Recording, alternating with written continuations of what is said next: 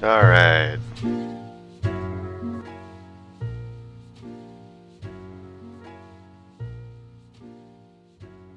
Let's get down to it.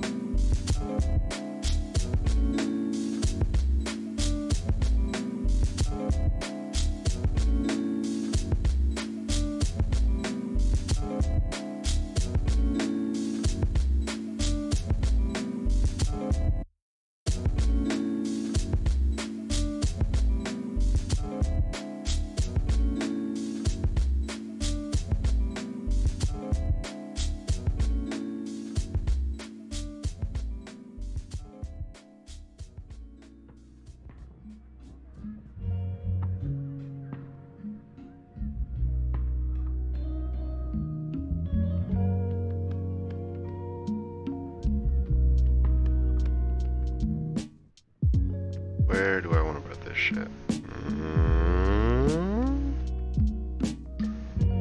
Put it on the fast drive for now.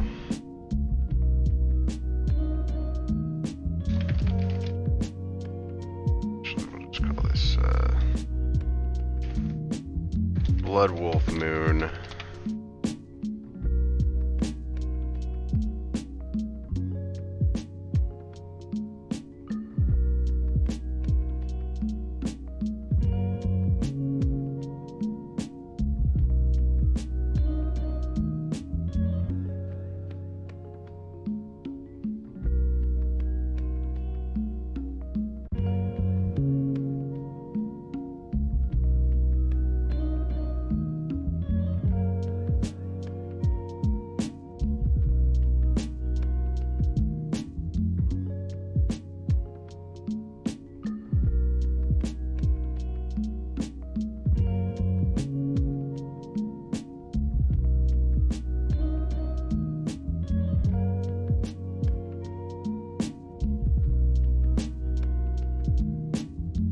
hell is this?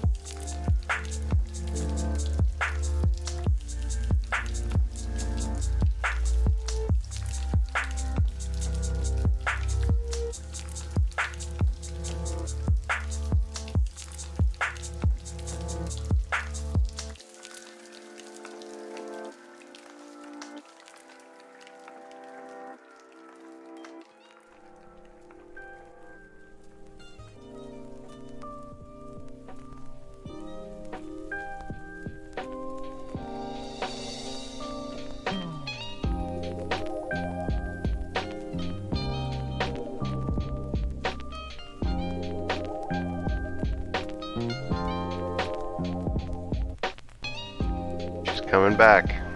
Moon's coming back.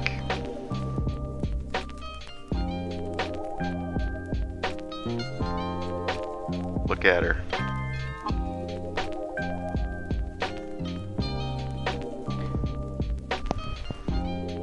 This is a live view from the Griffith Observatory, by the way.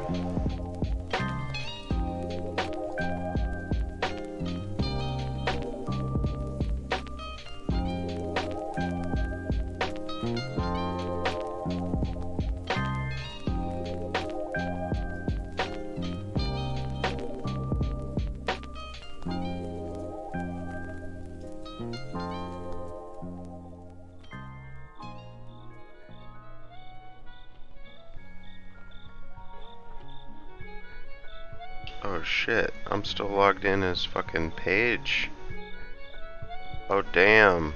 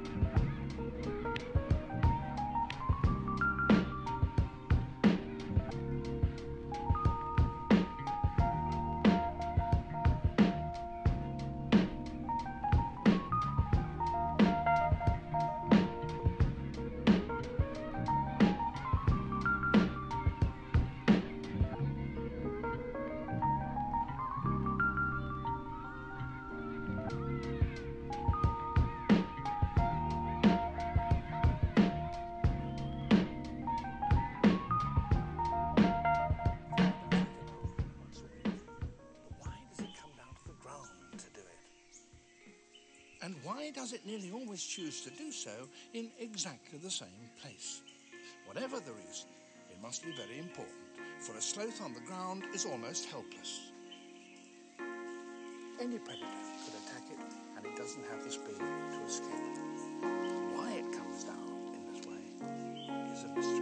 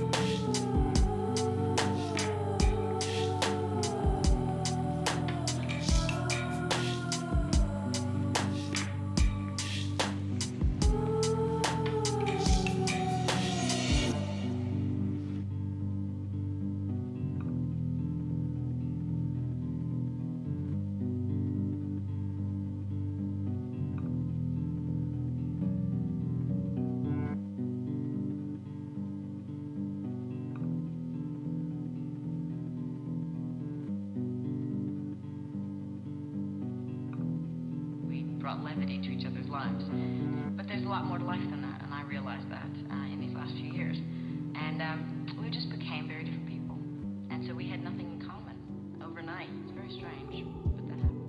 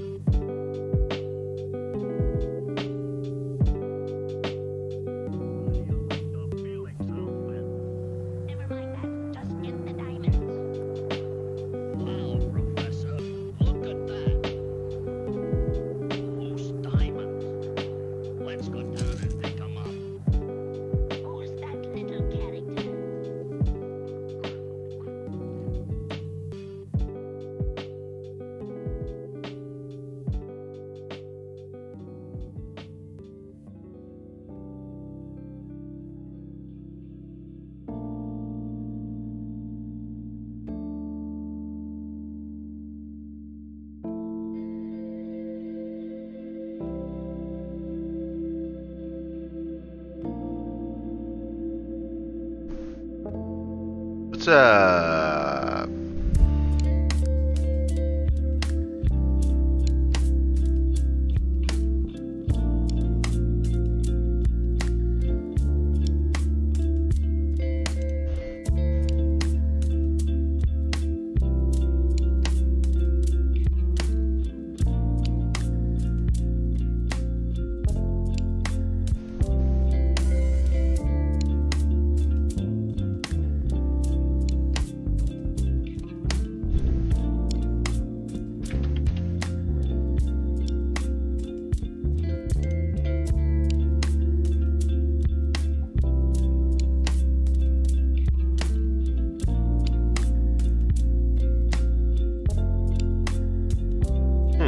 This could be interesting.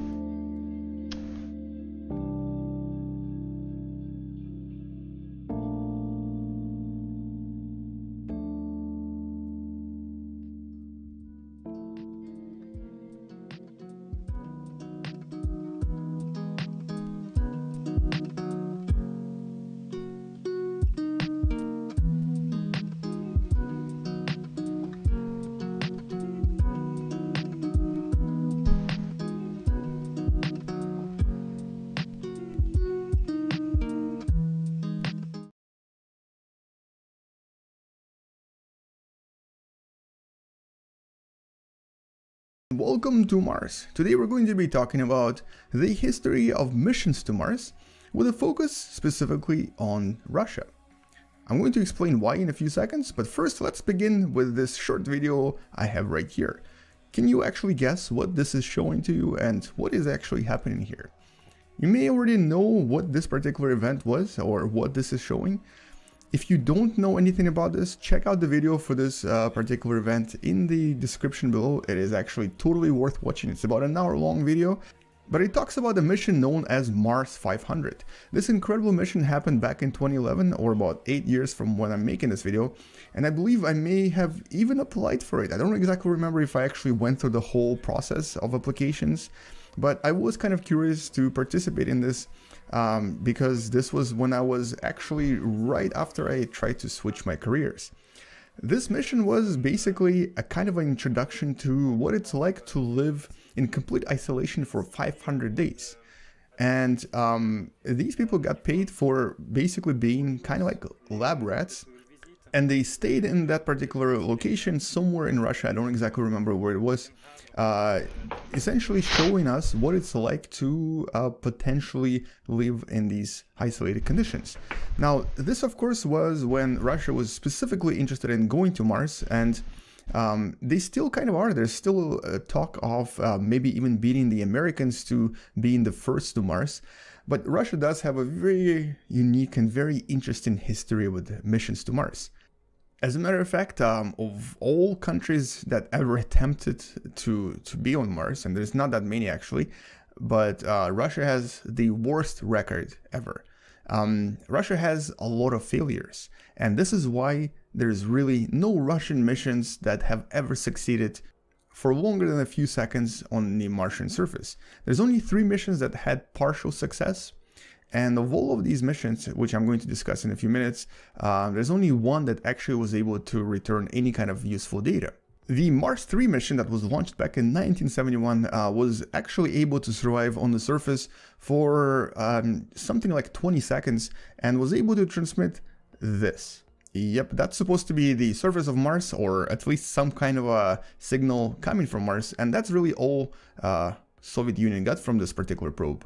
However, Mars 3 was actually a really interesting mission. Here's an animation made in the 70s that demonstrated what actually happened here. So the parachute would slow down the descent, then the actual descent module would be slowed down further with a rocket engine, and then you had this egg that actually landed on the surface, bounced around, and once it was in a stable enough condition, it would actually just kind of open up.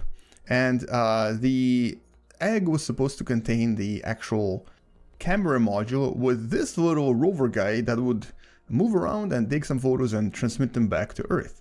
It actually was a very sound mission. It was very interesting, quite brilliant. I even saw the mock-up version of this particular probe with all of these specifications, but of course things go wrong, and in this case the probe didn't survive for very long. And the Soviet Union had a little bit more luck with Mars 5, which was the orbiter that took about 60 photos of the Martian surface, but then was disabled by something, and we think it was actually micrometeorite, and the chance of that happening is pretty low. So that already kind of goes to show you how unlucky in some sense Russia was. And it all began with Korabl 4 and Korabl 5. This was back in 1960, way before the moon landing, when the Soviet Union decided to launch this probe to Mars. And unfortunately, it actually didn't even leave Earth. As a matter of fact, the spacecraft exploded in the Earth atmosphere, destroying everything. And the same thing happened with Korabl 11 2 years later. So basically, this probe was doomed from the beginning. And then they tried again in 1962 with Mars 1. They thought that maybe by renaming this, we'll have better luck.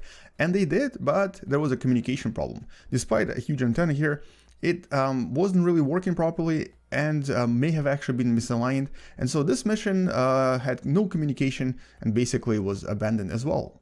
And so they decided to try this again. The Korabl mission was launched yet again in 1962. This was Korabl 13, and yet again, unfortunately, the mission failed and the craft fell apart on the transfer orbit to Mars.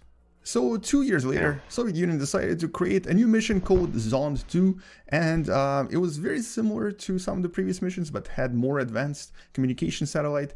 And ironically, this also failed, and so this mission was not able to communicate with Earth, and even though this was supposed to be a flyby of Mars, it never really worked as planned. And at this point, it became a kind of a mini race with NASA, who was launching its Mariner missions.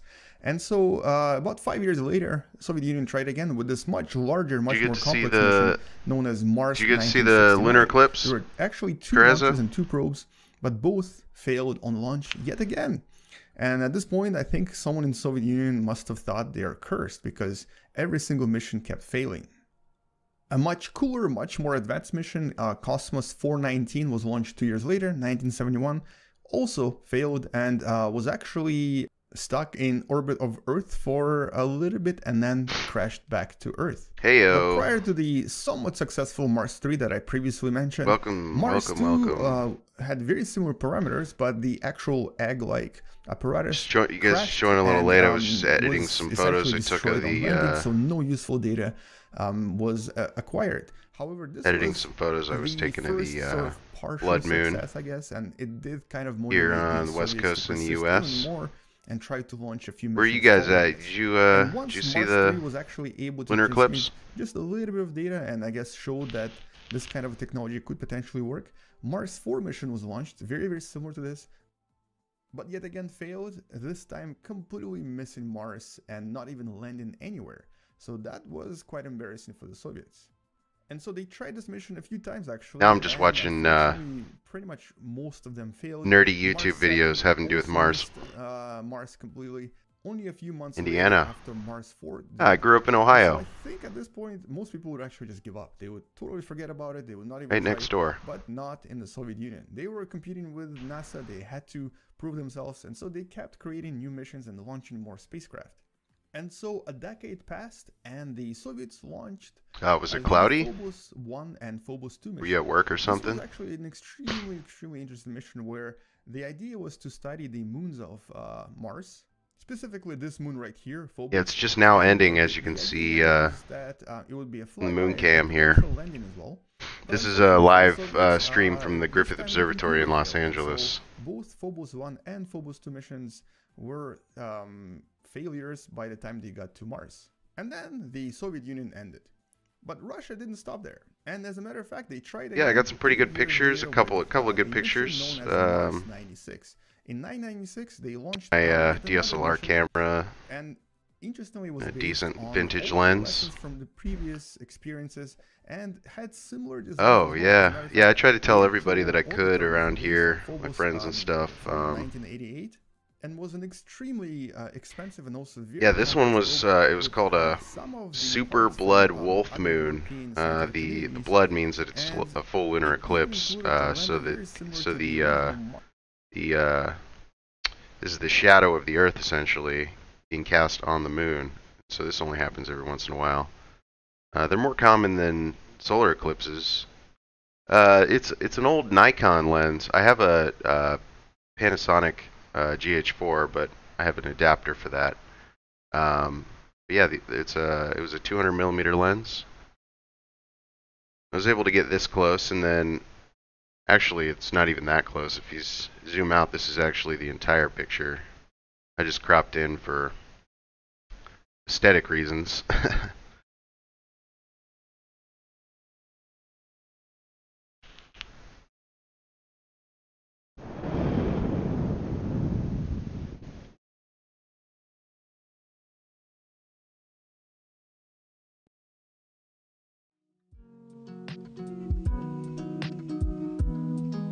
But yeah,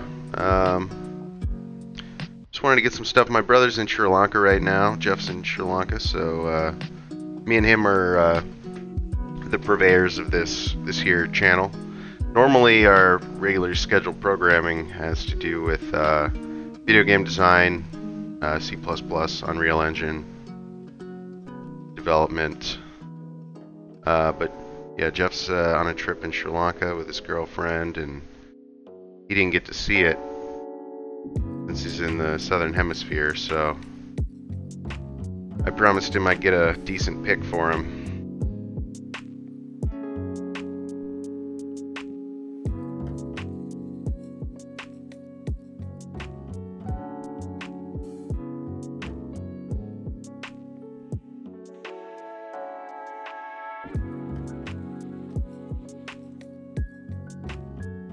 You do any photography?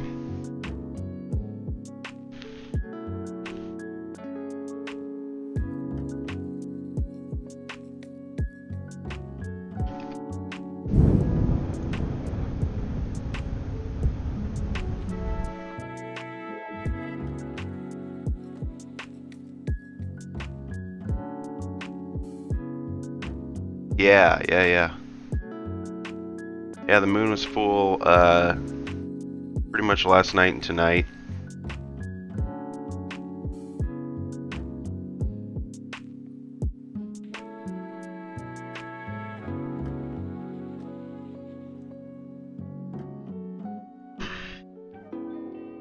Ooh, macro work. Yeah, that's cool. That lens I have is actually pretty interesting. It's got a macro mode on it. It's not a dedicated macro lens, so it's not like a 1-to-1 ratio or anything, but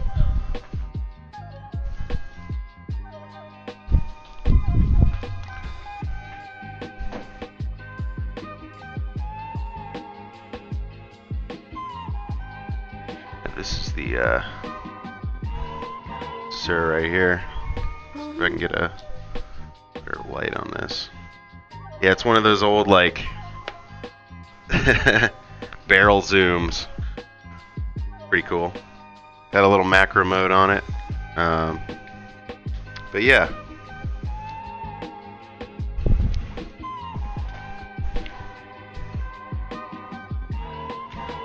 I really want to get a telescope system I can hook this camera up to.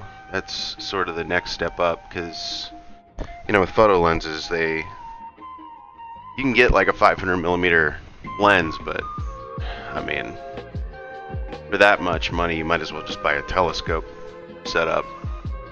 I mean, I don't really do like wildlife photography or sports photography, so.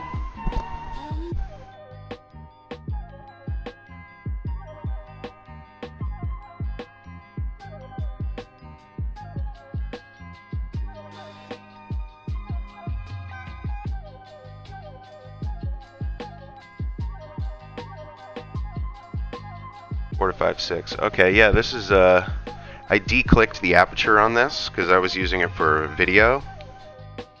And it's a 3.5.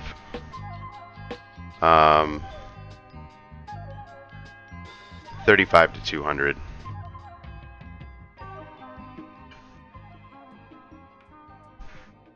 Actually do have an extension tube, but it's not at my place right now. My cinema camera is out, so it's included in that package. So I didn't actually have it tonight, sadly. That would have made a huge difference, though. I mean, I think you lose like a stop of light or something from those, but honestly, I was doing I was fluttering around somewhere around 1 second exposures.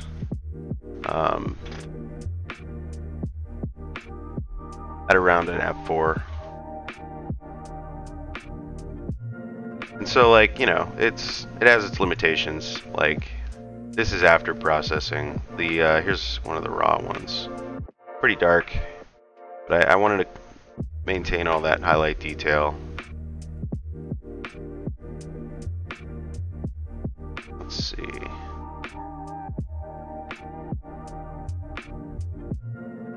Yeah, they were all about the same.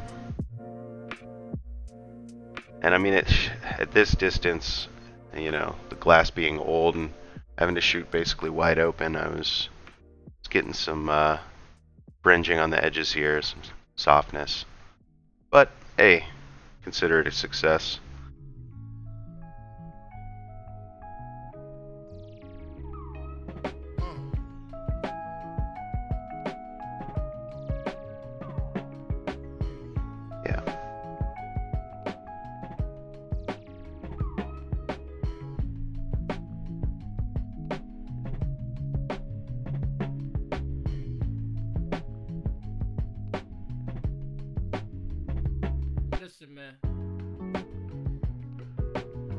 Mars landers that was supposed to actually study quite a lot of things that the InSight mission to Mars is studying right now.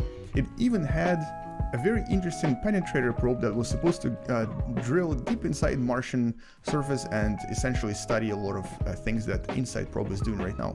But it's always about the weakest link, and the weakest link here was the Proton rocket right here. Unfortunately, the stage separation didn't really complete correctly, and also one of the stages didn't fire, and so this beautiful probe that you see on the screen right here was supposed to be the salvation for the Russian missions of the past, but it wasn't. It also failed, and unfortunately this was the end of the Russian attempts to bring anything to Mars. This is not to show that they're not going to try again, but it is to show how extremely, exceptionally difficult it is to get to Mars and how to actually land anything on Mars. When it comes to space exploration, no other planet has actually spurred as much excitement as Mars has. And the famous Carl Sagan once said, Mars has become a kind of a mythic arena into which we have projected our earthly hopes and fears. It really shows you how, despite all of the failures, we just keep trying and we keep trying and keep trying. And luckily for NASA, they're the only ones who have successfully landed every single scientific probe so far. And because of the difficulties involved in landing anything on Mars, this is why it's kind of stressful to watch these guys try to actually communicate with the probes and waiting for the actual landing to occur. And you probably remember this moment when they got really excited about the actual landing. When it actually happened, NASA was going ballistic. It was such an exciting event, and that's because this officially gives NASA 8 out of 8 for landings on Mars. We have Viking 1 and 2 back in 1976, we have Pathfinder mission in 1979, Spirit and Opportunity missions in 2004, Phoenix in 2008, and Curiosity in 2012, and lastly InSight in 2018. This really shows you how exceptionally well NASA has perfected its skills at landing things, and how well, really difficult it is because the Soviets could never really do it correctly. Now, that's not to say that they were behind in terms of technology or understanding of how to land on objects. It's just to show you how difficult it really is. And the only country to actually have completely 100% success in terms of launching anything to Mars, or really having missions to Mars, is actually not America. The Americans do have a lot of failures on Mars as well. It was this, the Indian Mangalyaan probe that was launched in 2014 and created a record for the cheapest mission to Mars. As a matter of fact, as I mentioned previously, it's cheaper than the movie called Mission to Mars. It was only $70 million to launch the probe. It's fully functional, it's still operational, it has actually been a tremendous success for the Indian space program, and most importantly, it actually now has created a lot of new understanding of how to launch a successful mission to Mars. And following this, a lot of people now expect India to be one of the first countries on the planet, because they are definitely excited about the new interest in space exploration, and most importantly, they're also capable of creating these incredible missions with absolutely stunning success rate. Their missions to the moon have actually been very successful, and now they're obviously planning more in the next few years. And so, in summary, out of about 50 missions in total, only about 20 were actually partially successful, and only about 15 or so were completely successful. So this is an extremely difficult project, it's an extremely difficult planet to get to, and if we're going to be sending humans here, we have to be very careful. And this is actually why many people think that SpaceX may be rushing into things with their mission to Mars, because as of today, not a lot of success has been seen, even from really big organizations like NASA. This of course doesn't mean that we should not consider the mission to Mars, it just means that we need to really plan it super carefully. On that note, that's actually all I wanted to show you in this video. I really wanted to talk about why there are no Russian missions here, and emphasize the idea of the difficulty of getting to Mars and landing on Mars. On that note, thank you for watching, I'll see you guys tomorrow, come back tomorrow to learn something else. Hopefully you enjoyed this video, and if you did, don't forget to subscribe, like this video, and maybe even share this with someone who you think may enjoy watching videos. Hey, Marcus House with you here, and today I want to explore with you the amazing SpaceX milestones that we can currently expect to see in 2019. Let's all not forget, of course, SpaceX has had an amazing 2018. They completed 21 missions flawlessly. Well, flawless if you don't count whatever bizarre mystery surrounded the Zuma mission in January 2018. And that one Falcon Heavy central booster that went missing on us. Oh, and of course, the spectacular grid fin failure in December 2018, where Elon educated us all around the importance of having some more redundancy around the landing systems of the Falcon 9. I mean, just take a look at this amazing thing. That wasn't flying, that was falling with style. None of these issues caused any sort of mission failure, and as far as I'm concerned, SpaceX remains the most exciting launch provider to grace the stage in this new space race. These failed landing attempts are just extra gravy to add to the excitement, and let's just remember that landing an orbital class rocket booster was totally unheard of just a few years ago. Now, what else happened in 2018? Oh yeah, SpaceX did send Elon's own freaking Tesla Roadster into space on Falcon Heavy's maiden flight and re-landed 2 boosters simultaneously. So 21 missions in 2018, that's up from 18 launches in 2017. It's almost become routine now, hasn't it? So what can we look forward to in 2019? Let's explore. Recent news, of course, has all they learn something from every failure. I mean, flights of SpaceX's Crew Dragon every crash teaches them some new shit. So are designed to carry astronauts up to the International Space Station. Now, since the space all good shuttle's things. retirement in 2011, that job has awesome been done fucking by entertainment Russian too. rockets launching from Kazakhstan in Soyuz capsules. Now, this year, however, will be unique. It will be the first year that we will see private companies send crew into space. That, of course, is assuming successful test missions prior to that. Now, Elon Musk recently said that SpaceX is about 1 month away from launching the first Crew Dragon spacecraft on an unpiloted test flight to the International Space Station, or ISS. This will be the first demo flight of the new Crew Dragon vehicle, and based on the success of this mission, we will likely see a fully crewed mission later in the year. We do need to keep in mind though that a new vehicle such as the Crew Dragon requires a great deal of testing to be crew rated. SpaceX doesn't sugarcoat this fact either, with Elon tweeting that the early flights of the Crew Dragon will be extremely intense. Early flights are especially dangerous as there's a lot of new hardware involved. And the team at NASA's Kennedy Space Center in Florida recently rolled the Falcon 9 rocket and Crew Dragon spacecraft to Pad 39A on Thursday, January 3rd. Then they hydraulically lifted the launcher vertical for a series of fit checks at the Seaside Launch Facility, which was of course the same facility previously used to launch the Saturn V moon rockets and space shuttles. Some very cool extra images have also shown us that the brand new crew access arm is ready for action. This is super exciting and it's unlike anything we've really ever seen before. Sadly, the recent government shutdown in the US does add a few question marks to the time frames of these upcoming missions. The National Aeronautics and Space Administration, or NASA, has been severely impacted by the shutdown since it began and has been running at a super low capacity, just enough apparently to keep critical systems operational and astronauts alive. So, while NASA is more or less at a standstill, their involvement in preparation of Crew Dragon's first demonstration is going to be minimal. Let's hope these issues are quickly sorted out and we can again look forward to having a launch date for Crew Dragon announced. Now, regardless of the current schedule, progress does need to be made soon because NASA currently relies entirely on launch contracts from the Russian space agency Roscosmos to deliver NASA astronauts to the ISS. It's just a fancy name for the where the astronauts board the rocket, the capsule on top of the rocket. To both SpaceX and Boeing completing. It's just a new design that SpaceX didn't really like talk about, but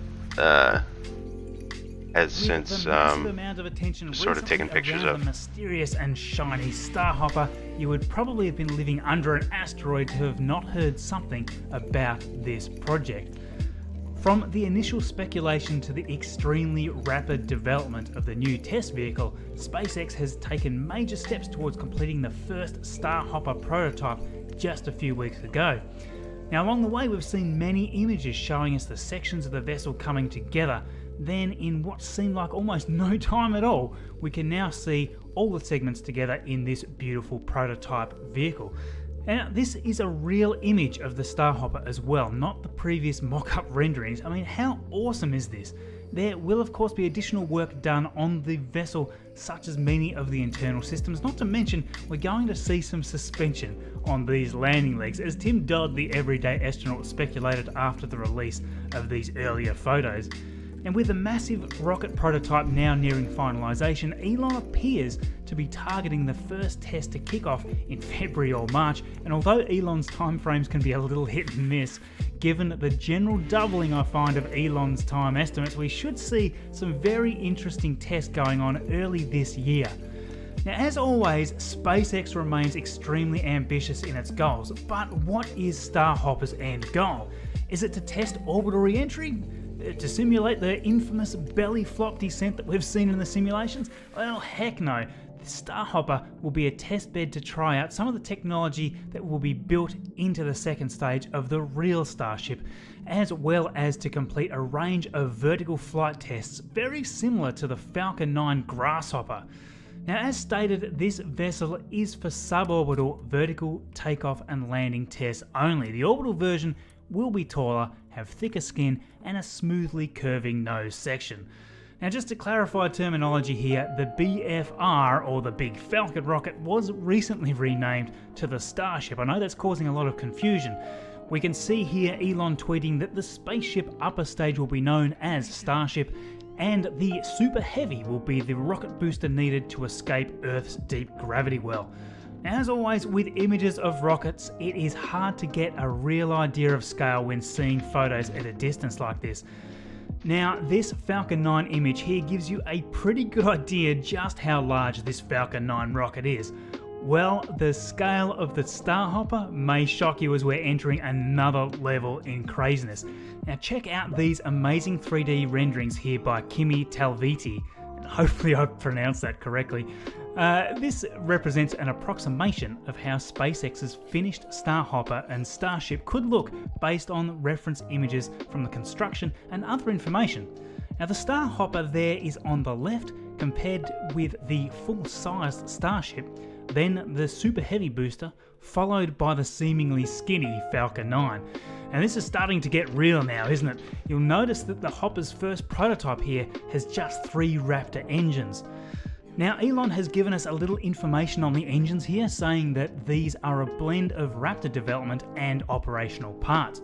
And apparently, the first Hopper engine to be fired is almost finished and should be ready to fire in February. Now, we are heading a little February, more into that's so speculation close. here, but based on My God. SpaceX's FCC This is all happening applications, so the test fast. Hopper may be cleared to fly as high as 5,000 meters in altitude. Now this will allow many tests to be conducted with the Starhopper, and further future tests such as for re-entry and aerodynamic controls will likely be done with a very different test vehicle. Let's not forget, of course, about Elon's tweet last year telling us about the potential SpaceX tech tree upgrade that could allow a Falcon 9 second stage to be upgraded to be like a mini ship. Now this could very well allow all the needed testing to be done for the much higher velocity re-entry profiles as well as the cooling of the stainless steel body. We want to hear more about this, of course, and I suspect we're going to get some news here soon after some successful Starhopper tests. I think it goes without saying that we are all watching this space very closely.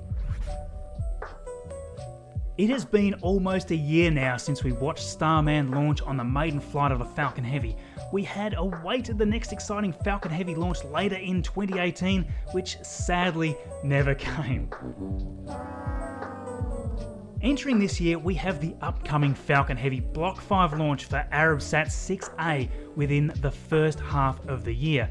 On top of this, we've also had reaffirmed by Taiwan's National Space Organization a Q2 launch target for SpaceX's third Falcon Heavy mission, which is a US Air Force sponsored test launch opportunity known as Space Test Program 2. This payload encompasses around 24 customer spacecraft. One of the largest and most significant customers riding on this vehicle will be Formosat 7. Now, Formosat 7 is a 6-satellite Earth sensing constellation built with the cooperation of Taiwan's NSO and the United States National Oceanic and Atmospheric Administration. If this Falcon Heavy is successfully launched, that will probably mean we'll see 2 Falcon Heavy Block 5s taking off by mid-year. Now that is exciting. Interestingly, the awesome fact that Falcon Heavy's next 2 launches are roughly scheduled within a month or 2 of each other may well wipe out the possibility that the second mission will use brand new side and central boosters.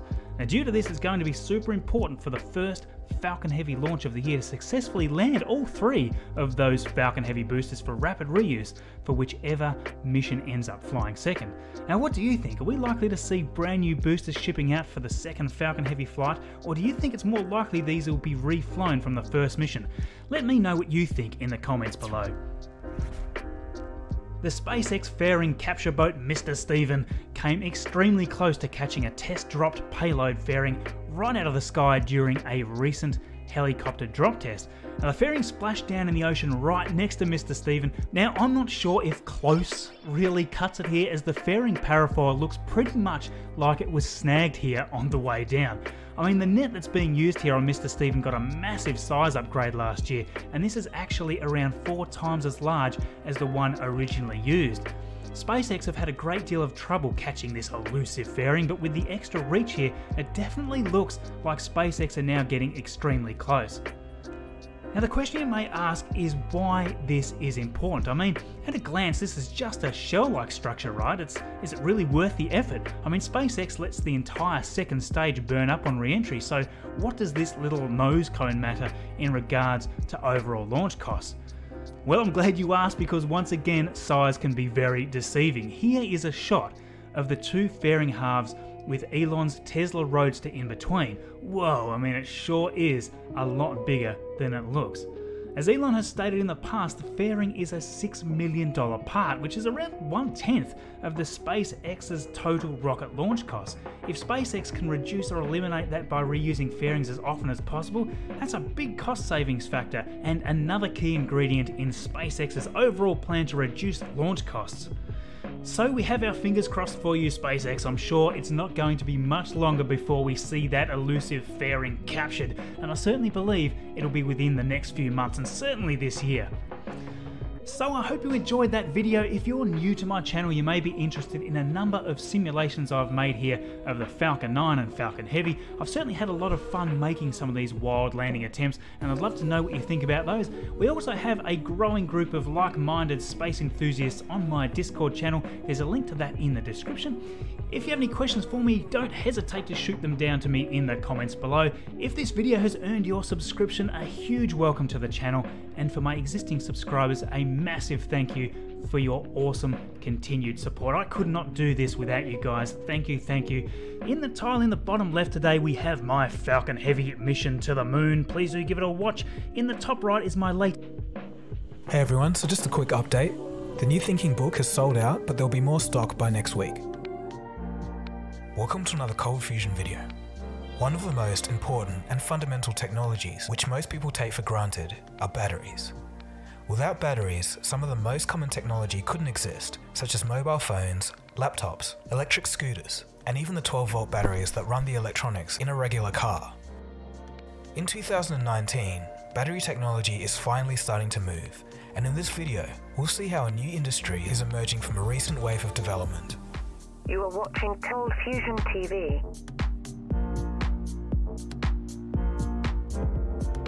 So batteries are thought to have been used for thousands of years, with the earliest discoveries being the Baghdad batteries believed to be roughly 2,000 years old. However, the invention of the battery wasn't recognized until 1800, when Alessandro Volta debuted his zinc-copper battery. In recent times, the battery has become crucial to technological advancement. Batteries have also allowed aircraft to go electric. You can check out my previous video on electric planes if you're interested to see how this all works. The link will be in the description. The main limiting factors for modern batteries are their cost, size, and storage capacity. Over the last decade, so-called breakthroughs were announced many times but fell short of their promises. That's not to say that there haven't been improvements. For example, Tesla's battery cost has been cut in half and capacity increased by 60% between 2008 and 2015. It's also reported that between 2012 and 2017, general battery cell prices fell by 70%. However, despite the progress, batteries are often a limiting factor of new technology, and by that sentiment they must improve. That is easily said, but improving the technology is hardest to do, particularly finding appropriate materials. One issue with renewable energy is storage. Electricity can be generated by renewable sources, but the production by these sources don't coincide with the electrical demand of the population. For example, in solar, the sun sets just as the electricity demand increases when people come home from work. Better batteries will make renewables able to supply more of the electricity demand, even if the source isn't live. MIT professor Don Sadoway is trying to do just that, patenting a battery to run entire neighborhoods. The company developing the technology is called Ambri and even has Bill Gates as an investor. What separates Ambri batteries from the rest is that it is the only battery where all three active components are in liquid form. Both the electrodes, the terminals, are liquid as well as the molten solution between them. As a result, the battery has a low cost and a long lifespan. Tesla is also aiming to solve the same problem with a new giant battery storage facility in California. It's expected to debut in the near future. The company has already solved South Australia's blackout issues by installing their battery facilities in under 90 days. The Tesla battery pack was a massive success and performed well, possessing the ability to supply 100 megawatts of power in just 140 milliseconds. The energy prices for on-grid demand response services went down 90% in the first 4 months of operation. Furthermore, the state saved $35 million in that same 4-month period. The state's premier unveiled the giant battery, which is powered by a nearby wind farm. Australia is a major exporter of coal and is considered one of the world's worst greenhouse gas polluters. A freak storm last year caused a statewide blackout, highlighting the unreliable supply of electricity. The billionaire business tycoon Elon Musk offered to build the battery. It's an exciting development. Electricity storage has kind of been the holy grail for the whole power business for 200 years now. Wind and solar produce their electricity when they want, not necessarily when we want. And so some way of storing the excess that they're producing has been something we've looked for many years. The Hornsdale Power Reserve, or Tesla Big Battery, has been mocked by critics since day one. by all means have the world's biggest battery, have the world's biggest banana, have the world's biggest prawn, like we have on the roadside along the highways around the country. But that's not solving the problem. The naysayers said it was a waste of money, but this big battery is already playing a key role in stabilising the grid. And it's doing so with a speed, precision and agility that's never been seen before. This is the market operator's instruction. This is the response of a conventional power station. The battery is far swifter and more accurate, while undercutting the price big power generators charge for these frequency control services. It's basically providing much needed competition to a very concentrated segment of the electricity market. And we've been quite pleasantly surprised and would encourage more of this technology into the grid. It's coming. This is proof that maybe it's time to stop laughing at the concept of batteries powering an electrical grid. So it's clear that things suddenly seem to be changing. But why? What caused all of this to happen?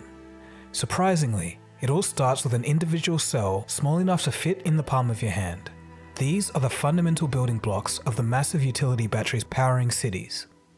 Elon Musk and his team at Tesla saw a unique business opportunity that opened up due to advancing technology. You see, all they had to do was build an efficient, cheap battery cell and scale it up. It goes something like this. A single battery cell powers something like a vaporizer, a few order of magnitude more cells powers a car, a few orders of magnitude above that powers a town, and you get the point. Batteries have only just reached the point to make all of this possible. It's such a simple concept, but it's changing the world. To pull this all off, Tesla needed to make a lot of batteries, and their Gigafactory, one of the biggest buildings on Earth, was built to do it.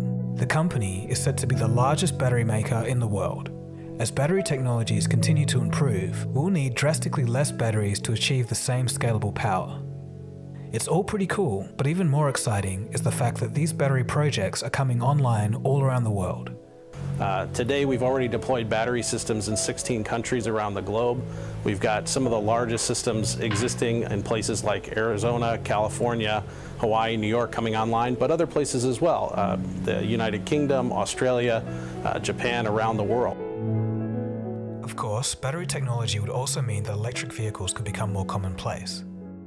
In order to achieve better batteries in EVs, China has implemented a policy to provide more subsidies to manufacturers of longer-range EVs. China will subsequently pull back the subsidies on companies that are not producing as long-range batteries as their competitors.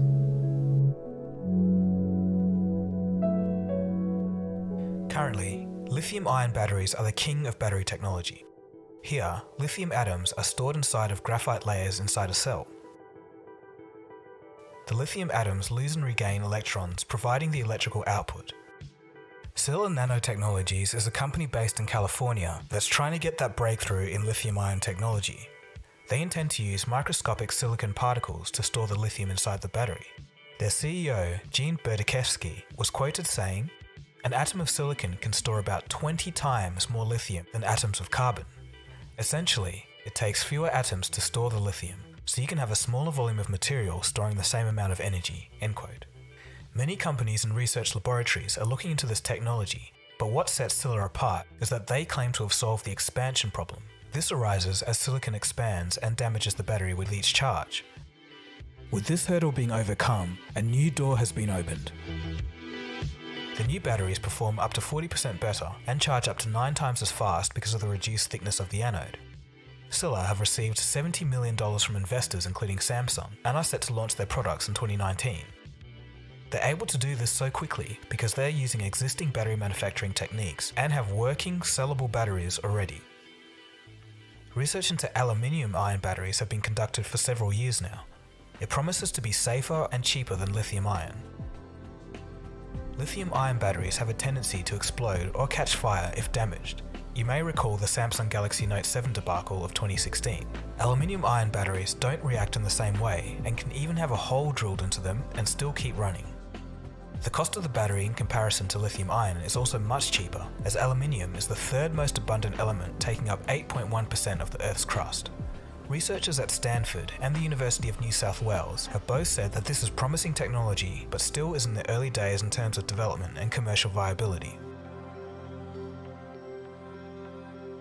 With 3.4 million EV batteries expected to be produced by 2025, what happens to these batteries after we're done with them? Well, in the case of electric cars, the batteries have a life of 10 years after being taken out from the chassis of the car. They can be used for anything from powering car charging stations to storing energy for homes. Currently, there's a joint effort to keep batteries out of landfill. Here's a chart of where used electric car batteries are being implemented around the world. After a decade, these batteries' raw materials can then be recycled. So let's do a recap. So currently, battery prices have fallen 70% since 2012, and Tesla's battery capacity has increased 60% from 2008. We have liquid batteries set to power entire neighborhoods. Tesla's utility batteries are already proving practical for off-peak energy storage, solving blackout issues and drastically reducing cost. Lithium silicon batteries coming later this year that perform 40% better and charge much faster. And research into aluminium ion batteries intensifying. With such considerable demand for batteries, the monetary incentive now exists to spawn a new wave of battery development.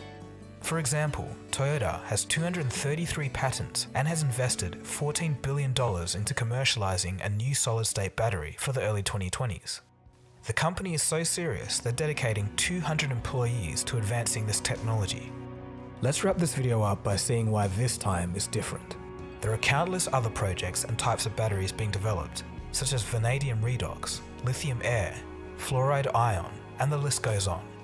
And herein lies a fundamental truth of the progress of battery technology. Previous to the last decade, there wasn't a strong financial incentive to improve battery technology. Now that electric cars and battery utility storage are proving to have a definite potential for a viable large-scale market, everyone is rushing to create the best tech and sell it. It all comes down to the profit. In the end, we all win. 10 years ago, people didn't even believe decent electric cars were possible, and established car manufacturers weren't taking them seriously until 2018. A battery revolution is coming, and this time, it's different. But for now, lithium-ion reigns supreme, and the demand will not stop. Even in Western Australia where I live, there's a new lithium mining boom caused by this new technological gold rush. Perhaps the future of the electrical grid will be a combination of renewable energy sources stored in batteries and clean energy. Wait a second. Gold rush. Gold rush. West Australia. Perhaps the future of the electrical grid will be a combination of renewable energy sources stored in batteries and clean energy.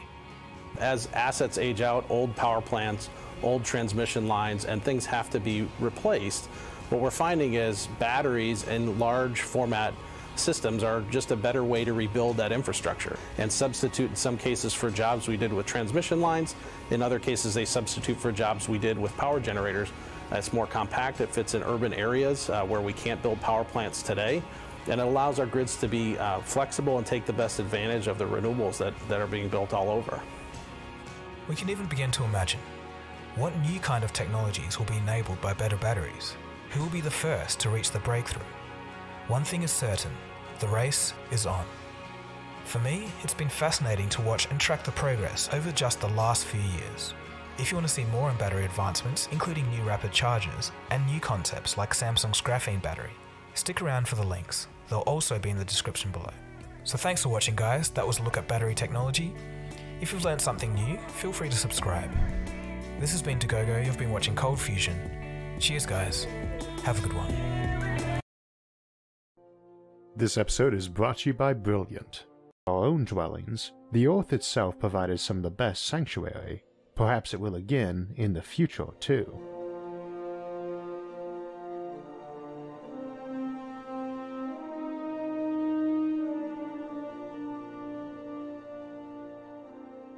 Living underground or in caves is nothing new to humanity, as the Flintstones can attest.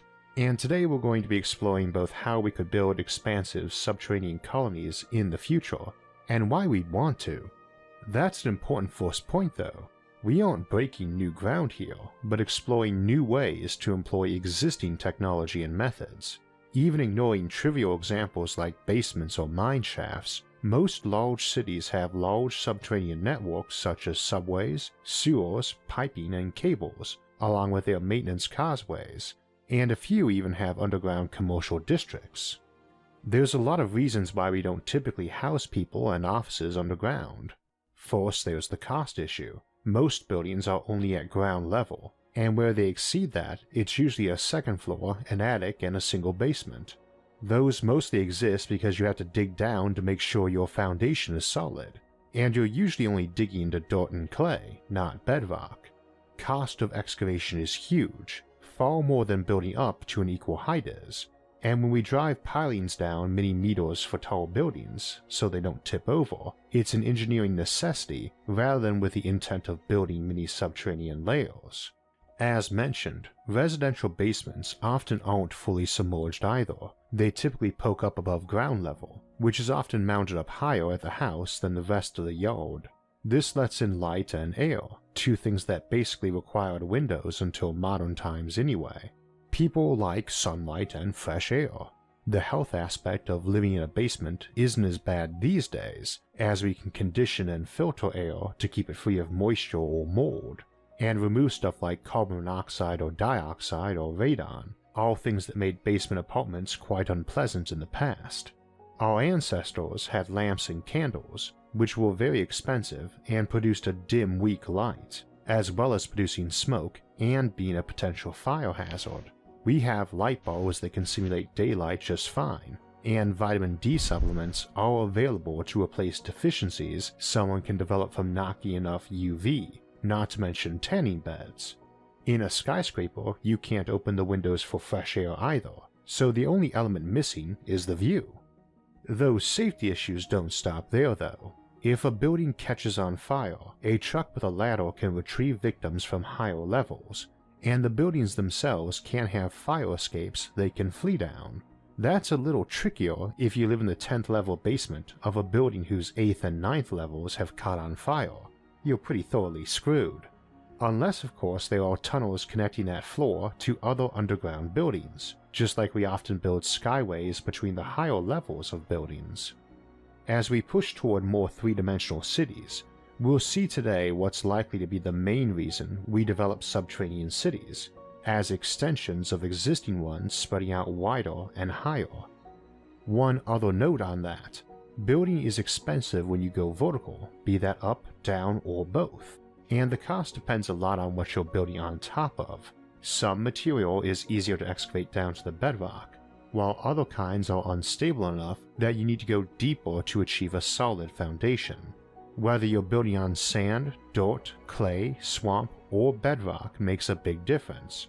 But regardless as to what a city is first constructed upon, over time what it's mostly built on top of is itself. We get layers of cities, and that's also one way you can end up underground, not because you started there, but because everything around you grew upward. We'll come back to that, and deal with issues like a bad view or motives for wanting to live underground in a bit. First, let's talk about the classic one, external danger. People have often taken refuge in caves or basements, and almost every film dealing with an impending apocalypse will suggest mankind could go live underground to save a remnant. The film Deep Impact shows a massive construction project to build survival shelters against an asteroid strike, and a lottery for who gets in. Dr. Strangelove, one of my favorite films, has the titular character discuss such a plan at the end of the film, moving humanity down into old mines until the fallout settles. How realistic is this? How many people could you get down into one shelter and support? And what sort of problems would you face? First, we should dispel a basic misconception. You are unlikely to have people crowded in so tight that they're sleeping on cots in a grimy hallway. Personal space isn't really the issue in a long-term bunker any more than it is in a giant arcology. You need so much more room for storage or production that personal space is fairly trivial. And they certainly aren't grimy. We are not idiots, and a dank, dark, overpacked, grimy cave is practically an open invitation to Nurgle, god of pestilence and decay. Considering it's a doomsday bunker, which usually implies plague is already a serious concern, someone is likely to be tasked with enforcing sanitation and hygiene. If you're a survivalist or prepper, you can have all the canned food and MREs you want, all the medical supplies and guns and ammo and anti-zombie spray you can find. Just don't forget the Lysol. Second, if it is a genuinely long-term bunker, Someone is trying to grow food in it, even if just to help with rationing out your stockpiles. So your corridors are more likely to be packed with hydroponic shelves and well lit. Psychology is an important factor when we consider housing people in the long term in space, and improving morale with bright corridors sheathed in plants is a bit of a no-brainer if you're stashing people underground for years at a time. Of course, you need a lot of power to do something like that, and it also depends on what the crisis was that drove you underground. Realistically, there aren't many.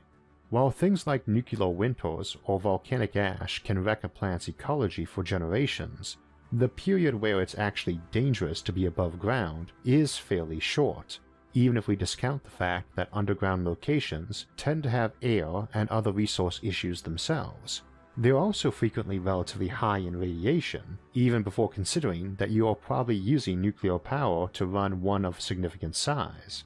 A vast underground farm doesn't have much going for it that an above-ground greenhouse wouldn't also have, and you're also growing food down there if you plan to stay a long time. Anything less than a year and you just use stockpiled supplies instead, maybe supplementing them a bit to get fresh veggies while recycling air and waste, as we discussed for long space voyages to other planets. Let's run through the plausible disaster scenarios. Asteroid impact in the ocean, big tsunami. You hide and go out and start planting again the next season. You probably only retreated to higher ground too, not underground. Asteroid impact on land. Wait for the dust to settle for enough light to get through, and build greenhouses to block out wind and dust storms instead of underground farms. Similar concepts apply to nuclear winters. For the most part, there's not really that much radioactive material lying around to begin with, and you can greenhouse an area, decontaminate it, sequester the radioactive bits, and just keep expanding that. Far easier than drilling out and showing up big caverns. Supernova ionize the atmosphere and wreck the ozone layer. Again, greenhouses utilizing materials that filter or reflect specific types of light would work fine. Ditto for a gamma ray burst, and in both cases, if you have advance warning to be building a vault, you probably can get away with building a shield in space instead that can take the hit for you, something we discussed in our last collaboration with Joe Scott on various ways the world might end. If you've got the power to light underground farms, you've got the power to light ones on the surface. Your one big advantage to the former approach is that you've got temperature on your side. Underground is decently warm, a great insulator, and indeed can get quite hot the deeper you go. This is a costly advantage though, since drilling through rock is a lot harder than building a sturdy structure and covering it with a protective layer of dirt, unless heating the place is more energy intensive than lighting it, or if, for instance, your whole atmosphere was blown off or made toxic. Of course, you can save the cost of excavation if you use existing underground features or mines. Some of these features are quite large and can house large populations. Unfortunately, these are often not near large metropolitan areas, and would still require large infrastructural improvements to be habitable. So you might retreat to old mines and bunkers temporarily with supplies and re-emerge around them with greenhouses or covered buildings, but you wouldn't expand that cave complex too much. Though you might do both at the same time, especially off-Earth on places like the Moon or Mars, where excavating is often easier and the low gravity lets you pile more dirt on structures for shielding. As you dig out more caverns, you get rid of your spill by piling it on structures you're erecting around your bunker complex on the surface. Again, one way to become a subterranean culture is by building up rather than down. Many of these tactics also work better on other worlds, and might be an example of learning techniques elsewhere that come in handy back here. For instance, tidally locked worlds, which are probably decently common in the universe, have a dark side that's actually dark, quite probably covered in ice like Antarctica, but certainly cold and dark, and building down deep there is a lot more appealing. The galaxy is also full of various icy moons and dwarf planets, likely orders of magnitude more of them than Earth-like worlds. It's much easier to melt through ice than rock, and the lower gravity would make it much safer and easier to make large tunnels and caverns. Indeed, many such low-gravity worlds will already have a ton of natural caverns. You can get some very large lava tubes on small, dead worlds with little gravity or erosion to collapse them during formation or afterwards. They also tend to be pockmarked with craters, and craters within craters. And if you build in one of these and push a layer of protective regolith over top of it, that's basically a subterranean city. But the motives to do it here on Earth, especially without some apocalyptic incentive, seem minimal. So let's look at some reasons why we might do it here if the world was prosperous and peaceful. First, again, we already build underground in many cities, especially where it gets cold. Subsurface structures save on heating bills and snow plowing. We also do it with subways, and considering the biggest logistical nightmare of building freeways and railroads is right-of-way and acquiring a straight chunk of land, drilling through rock might turn out to be cheaper if we get better at doing so. And we are. Our drills are better and more efficient, our construction to brace those tunnels cheaper and better than before. We can make synthetic diamond drill bits, and with improvements in metallurgy for high heat application, new technology is going to let us cut tunnels faster and cheaper. You will still cut them though. It's popular to suggest vaporizing tunnels with lasers, but that's not really logical. In fact, it's basically crazy. The amount of energy needed to vaporize rock is orders of magnitude higher than to cut it and drag it out. And a keyword in there is vaporizing. You're turning it into gas in a confined tunnel, which means it's now a giant shotgun barrel. However, this does work with ice. You can melt caverns much more efficiently, but only because it takes much less energy to melt ice than to vaporize rock, and furthermore, because it can be done with waste heat. We don't live at below freezing, so our homes are giving off heat in a frosty environment sufficient to cause ice to melt, but obviously not high enough to melt rock, let alone vaporize it. As we move into subterranean cities rather than doomsday bunkers or off-world colonies, I just want to clarify terminology. We'll assume something qualifies as subterranean if there's a bunch of stuff above it blocking out sunlight, be that the ground or ice or the peak of a mountain you've tunneled into, or an artificial mountain like a giant megametropolis or ecology. For places like that, where you're just at the bottom of a city, the most obvious motive for living down there is that it's cheaper or more convenient. The roads, for instance, are at or near ground level, and there's more foot traffic, so it's a good place for stores or other highly accessible facilities. The basement is cheaper than the second floor though, as it's less desirable, and often less well maintained too. That's a popular trope with megacities in science fiction. The vast lower levels of the hive city, populated by the destitute, criminal gangs, and mutant cannibals. Warhammer 40,000 uses this one a lot, with huge hive cities kilometers tall and deep that just build the new right on top of the old. Alright, that's enough.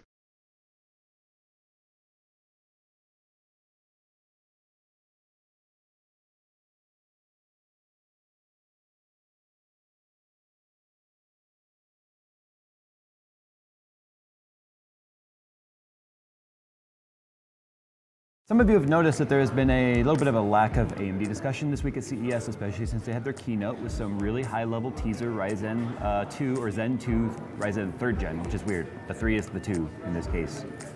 But I digress.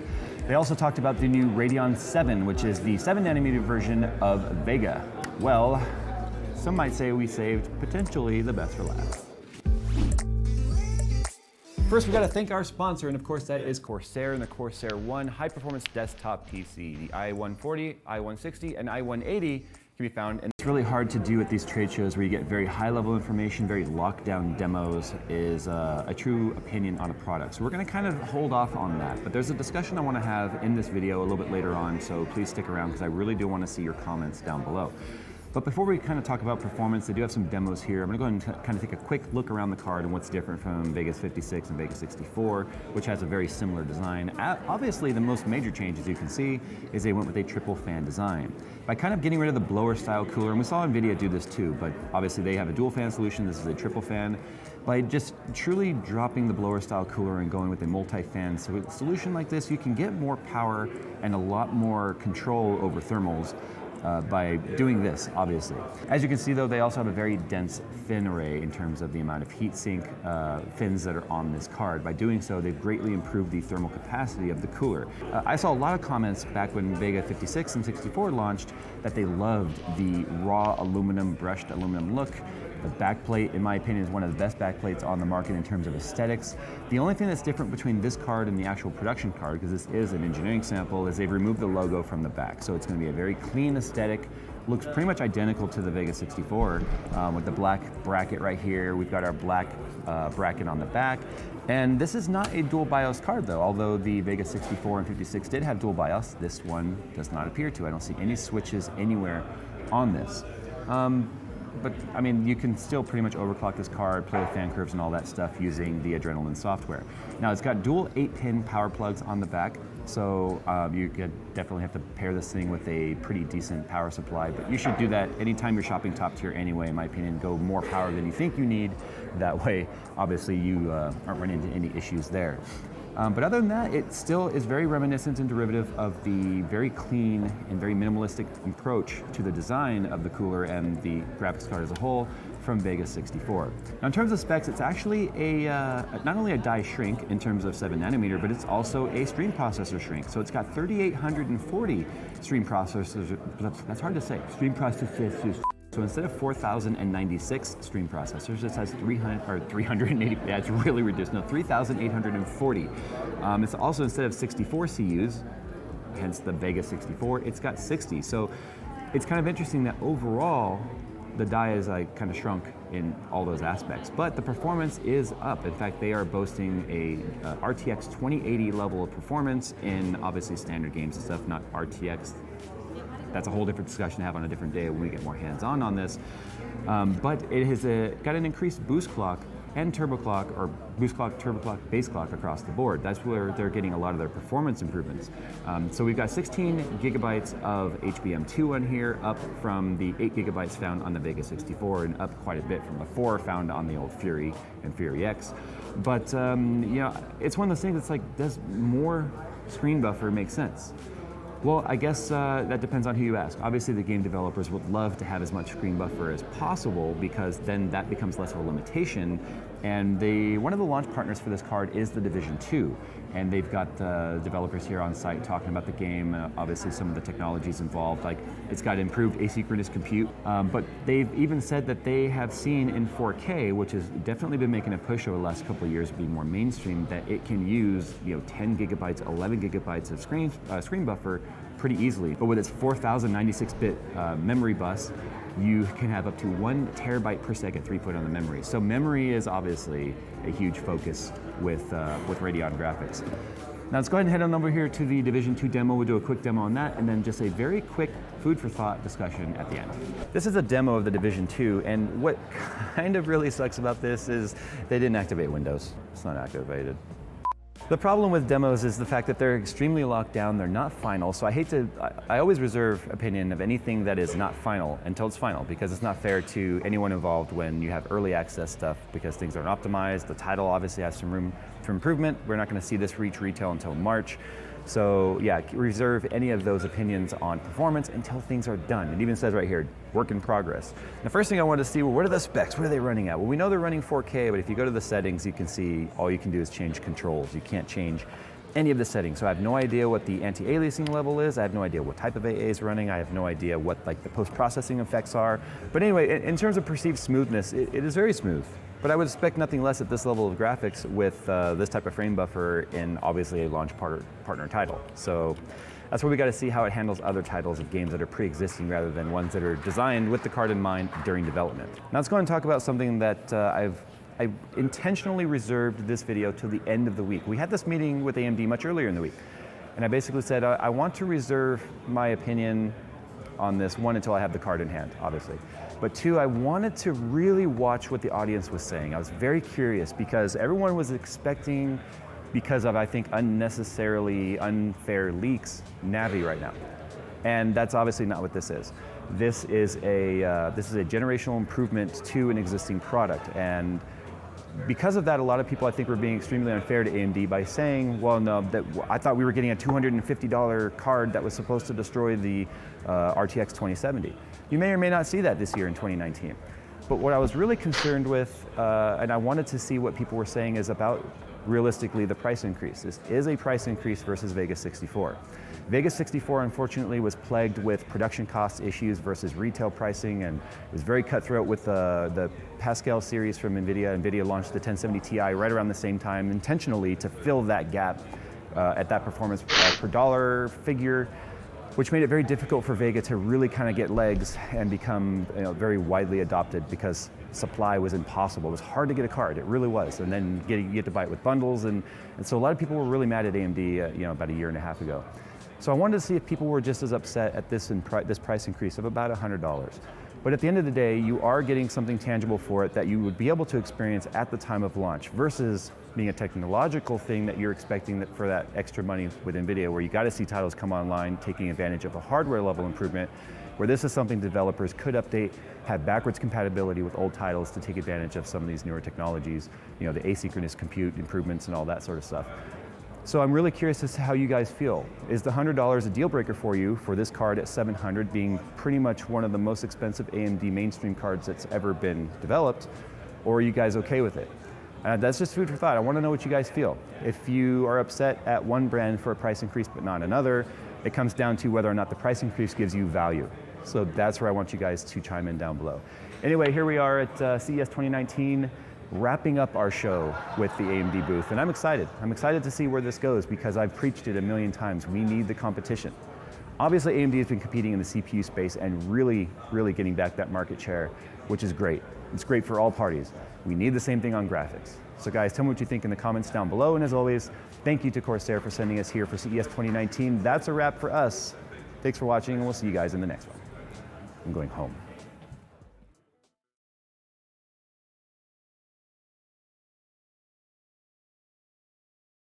And I am going to bed. Good night, everyone.